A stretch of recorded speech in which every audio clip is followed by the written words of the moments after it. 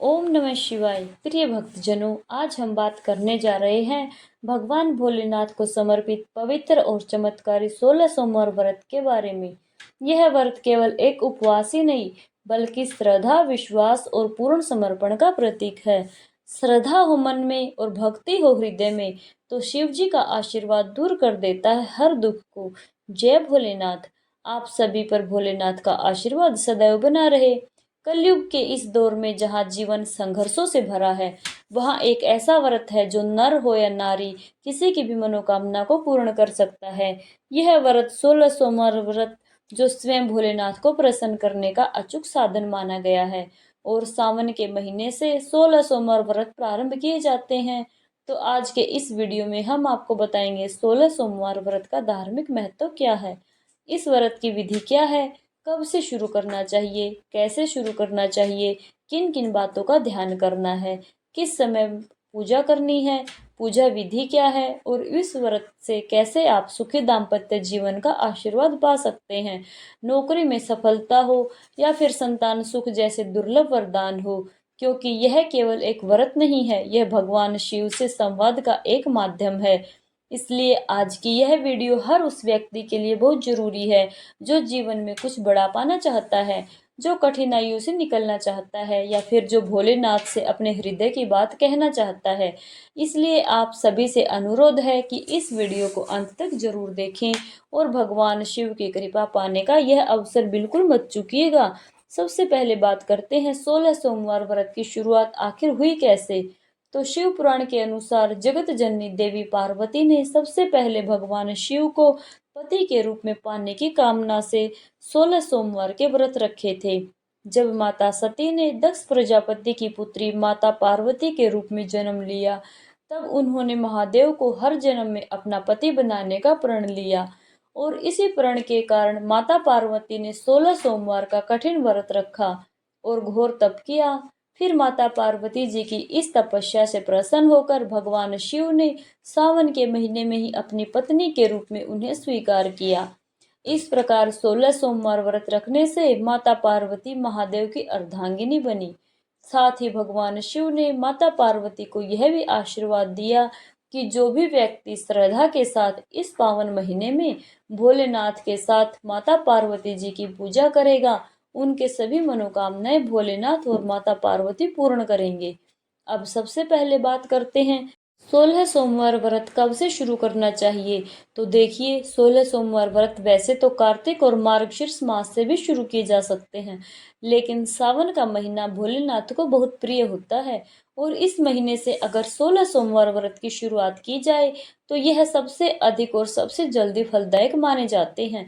इसलिए सावन के महीने में पड़ने वाला चाहे पहला सोमवार व्रत हो, उस दिन यदि आपकी सामर्थ्य हो तो आप उसी पहले सोमवार से व्रत प्रारंभ कर सकते हैं। सावन के महीने में कम से कम 4 सोमवार व्रत तो पड़ते ही हैं। तो इन 4 सोमवार व्रतों में अगर हो सके तो पहले सोमवार से ही व्रत प्रारंभ कर दें, ताकि आपको जो बाकी सावन के सोमवार है उनका पुण्य भी आपको प्राप्त होता रहे। अगर आप किसी कारण से पहले सोमवार को व्रत नहीं रख पाते हैं, तो अगले यानी दूसरे को भी नहीं रख पाते हैं, तो तीसरे या फिर चौथे सोमवार से भी 16 सोमवार का व्रत प्रारंभ कर सकते हैं। अब जो भी माताएं बहनें 16 सोमवार व्रत प्रारंभ करना चाहती हो, या जो भी स्त्रियां इस व्रत को प्रारंभ करना चाहती हो, तो अगर आपको पीरियड्स हो रहे हो यानी कि पहले सोमवार को पीरियड्स हो रहे हो, तो आपको इस बात का ध्यान रखना है, जब हम खुद से सभी पूजन सामग्रियों को स्पर्श कर सकें, प्रतिमाओं को स्पर्श कर सके, स्नान करा सके, पूजा की सारी विधियां खुद से संपन्न कर सके, तो उसी सोमवार से ही आपको व्रत रखना चाहिए। किसी भी व्रत की शुरुआत आपको शुद्ध होकर ही करनी चाहिए। अब बात करते हैं 16 सोमवार की पूजा की कितने बजे करनी चाहिए। तो शिव पुराण के अनुसार 16 सोमवार व्रत की पूजा दिन के तीसरे पहर में यानी कि शाम 4 बजे के आसपास शुरू करनी चाहिए। ध्यान रखिएगा, सूर्यास्त से पहले पूजन आपका पूर्ण हो जाना चाहिए। ग्रंथों के अनुसार भगवान शिव की पूजा प्रदोष काल में करने से पुण्य फल अधिक मिलता है, मनोकामना शीघ्र पूर्ण होती है और इस समय में भगवान शिव भी बहुत प्रसन्न मुद्रा में होते हैं। यही कारण है कि चाहे सोमवार का दिन हो, प्रदोष व्रत का दिन हो, या फिर भगवान शिव से जुड़े कोई भी व्रत और त्योहार हो, प्रदोष काल के समय में पूजा अवश्य करनी चाहिए। तो प्रदोष काल का समय सूर्यास्त से 45 मिनट पहले और 45 मिनट बाद का समय होता है। आप उस दिन के सूर्यास्त के समय के बारे में जानकारी रखिएगा और पंचांग देखकर आप प्रदोष काल प्राप्त कर सकते हैं। जो लोग व्रत रख रहे हो और प्रदोष काल के समय घर पर ना हो, पूजा ना कर सकते हो, तो उन्हें क्या करना चाहिए? तो आपके लिए यही उपाय है कि आप जहाँ कहीं भी हो, काम के सिलसिले में हो, कहीं पर भी हो, खुद से पूजा नहीं कर सकते तो कम से कम प्रदोष काल के समय भगवान शिव की और माता पार्वती की मानसिक पूजा अवश्य करें। आप मुंह हाथ धोकर सच्चे मन से भगवान को प्रणाम करें। ओम नमः शिवाय मंत्र कहीं सच्चे मन से प्रदोष काल में आप जाप कर लें। मन से आप भाव करते हुए भगवान को धूप दीप अर्पित कर सकते हैं। चालीसा का पाठ कर सकते हैं। कथा का श्रवण आप कर सकते हैं। मोबाइल आदि के माध्यम से तो ऐसी पूजा भी भगवान स्वीकार कर लेते हैं। इसके बाद जब भी आप घर वापस आते हैं तो उस समय आप खुद से शिव मंदिर में जाकर या घर पर भी पूजा कर सकते हैं। अगर आपके पास सुबह ज़्यादा समय नहीं है तो सुबह आप स्नान आदि से निवृत्त होकर सूर्य देवता को जल अर्पण करके हो सके तो आसपास शिव मंदिर में एक लोटा जल चढ़ाकर अपने व्रत का संकल्प ले सकते हैं। धूप दीप जला सकते हैं। इस प्रकार से आप सुबह की पूजा संपन्न कर सकते हैं। लेकिन जो शाम की प्रदोष काल में जो पूजा की जाती है वह विधि विधान से ही संपन्न करें। भगवान की पूजा में बहुत ज्यादा सामग्री की आवश्यकता नहीं होती। आपके मन के भाव सच्चे होने चाहिए, आपकी श्रद्धा सच्ची होनी चाहिए, तो भगवान कम से कम पूजन सामग्री से आपकी पूजा स्वीकार कर सकते हैं। बहुत ज्यादा विधि विधान यदि नहीं आते हों तो सच्चे मन से केवल ओम नमः शिवाय मंत्र का जाप करें और शिवलिंग पर एक लोटा जल ही अर्पित कर दें। वह पूजा भी भगवान शिव बहुत जल्दी स्वीकार कर लेते हैं और आपकी मनोकामना भी पूर्ण करेंगे। 16 सोमवार व्रत के पूजन में क्या क्या सामग्री लगती है? तो देखिए, कुछ ऐसी सामग्री हैं जो आपको पूजा करते समय रखनी है। लेकिन किसी सामग्री का यदि अभाव हो तो मन में उस सामग्री का भाव करके आप अपने भगवान को अर्पित कर सकते हैं। यानी कि मानसिक भाव करके भी उस सामग्री को आप भगवान को चढ़ा सकते हैं। और अगर बहुत ज़्यादा सामग्री ना हो तो जैसा कि मैंने बताया आपको, आप अपने मन के भाव से पूजा कर सकते हैं। भगवान शिव की आपके पास तस्वीर हो या प्रतिमा हो या फिर शिवलिंग हो, यह आपको अवश्य चाहिए।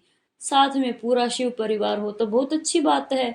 नहीं तो माता पार्वती की पूजा आप भोलेनाथ के साथ अवश्य करें। गंगा जल, शुद्ध घी, दही, दूध, चीनी या शक्कर, सफेद चंदन, पुष्प, पुष्पमाला, अक्षत। अक्षत में ध्यान रखिएगा, टूटे हुए अक्षत यानी खंडित हुए चावल पूजा में नहीं रखने चाहिए। साबुत कच्चे चावल ही आपको भगवान की पूजा में चढ़ाना चाहिए। बेलपत्र, धतूरा, भांग, धूप, दीप, फल, मिठाई। मिठाई में आप दूध से बनी मिठाई रख सकते हैं। नहीं तो दूध में शक्कर डालकर भी या दही में शक्कर डालकर भी भगवान को भोग स्वरूप अर्पित कर सकते हैं। पहले सोमवार व्रत में हो सके तो आप शिवलिंग पर या आसपास शिव मंदिर में एक सफेद गमछा भगवान शिव के नाम से जरूर अर्पित करें, या फिर अंतिम सोमवार व्रत में भी आप अर्पित कर सकते हैं। माता पार्वती जी की पूजा के लिए श्रृंगार की सामग्री अवश्य रखें। और क्योंकि यह 16 सोमवार के व्रत हैं तो आप सामग्री रख रही हैं, उनमें कोई एक सामग्री आप 16 की संख्या में रख सकते हैं। जैसे आप भगवान शिव को 16 बेलपत्र, 16 धतूरा या फिर 16 भांग के पत्ते अर्पित कर सकते हैं। 16 शमी पत्र, शमी दल अर्पित कर सकते हैं या 16 की संख्या में आप दीपक भी जला सकते हैं। और शाम की पूजा करने के बाद अपने घर के मुख्य द्वार पर एक दीपक आप हर व्रत में जरूर जलाएं। हो सके तो आसपास शिव मंदिर में जलाएं।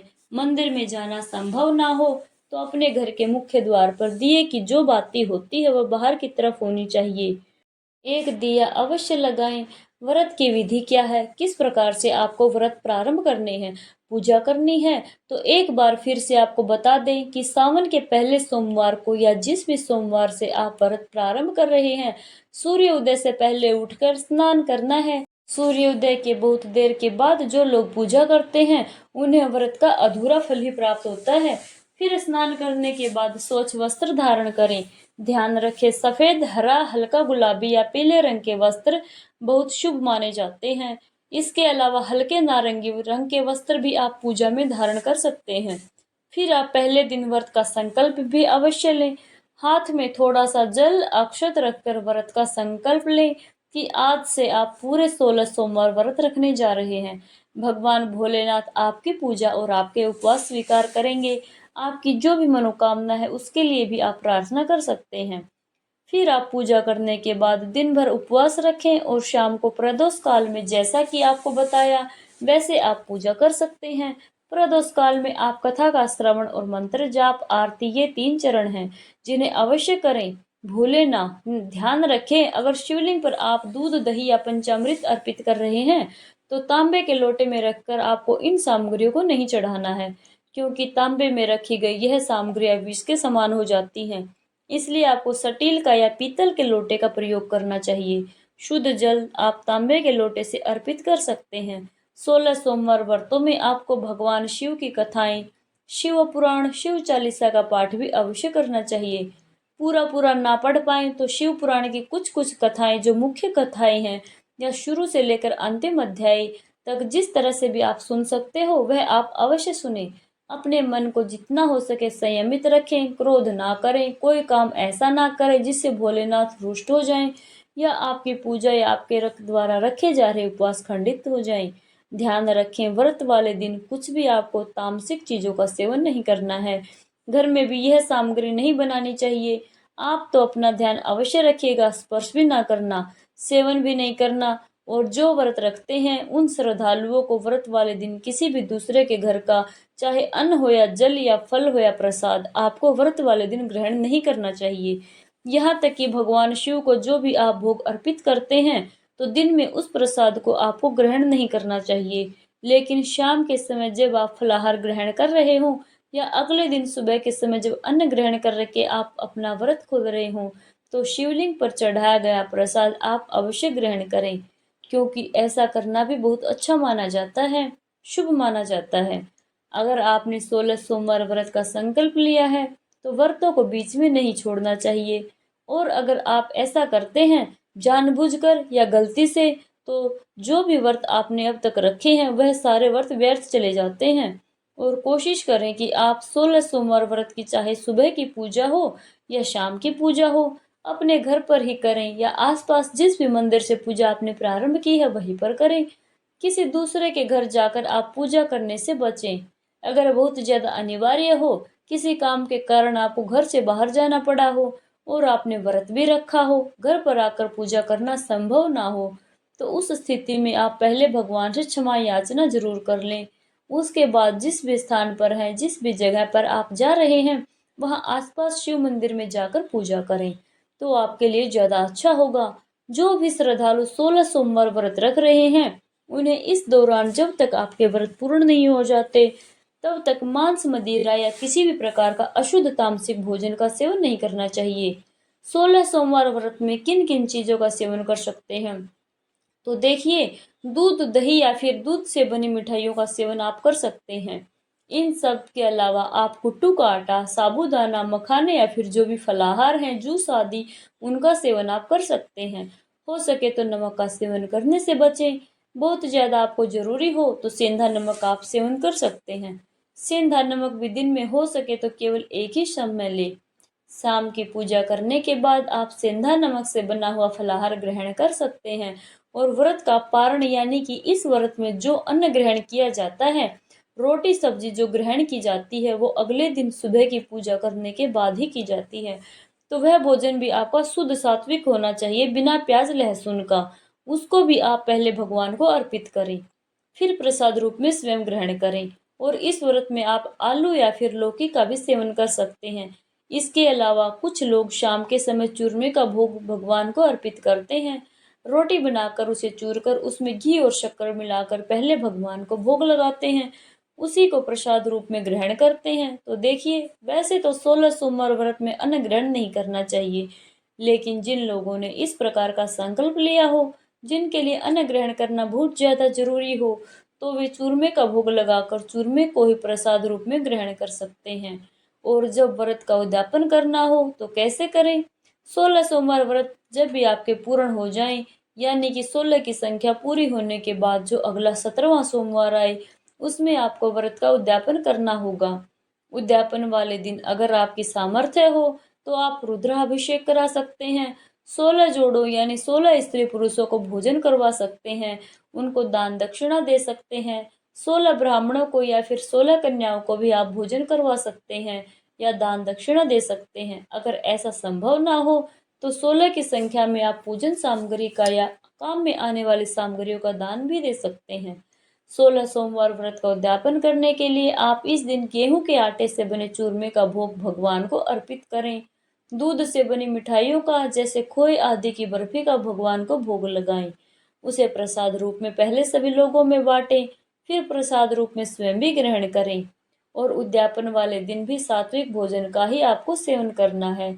लहसुन प्याज का, मांस मदिरा या किसी भी अशुद्ध चीज का, अशुद्ध मसाले का आपको सेवन कभी नहीं करना है, नहीं तो आपका उद्यापन अधूरा रह जाएगा।